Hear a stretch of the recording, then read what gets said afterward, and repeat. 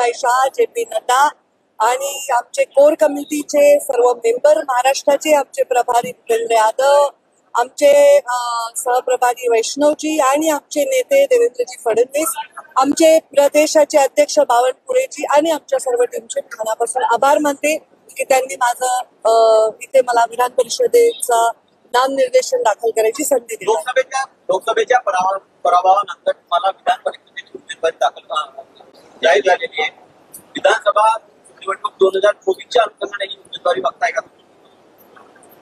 तसं मी बघण्याचं काही कारण नाही आणि तसं असेल तरी काय त्याच्यामध्ये अयोग्य नाही. कारण जर पार्टीने एखादा निर्णय केला असेल भविष्याचा वेध घेऊन तर त्याच्यामध्ये काही अयोग्य नाही.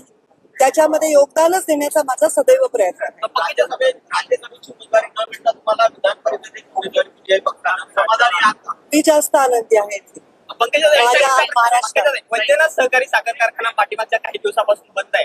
राज्य सरकारने यापूर्वी कॅबिनेटमध्ये एक प्रस्ताव 13 सहकारी साखर कारखान्याचा पारित केला होता. काल केंद्र सरकारने NCDC मार्फत 13 सहकारी साखर कारखान्यांना 2000 कोटीची मदत दिलेली आहे.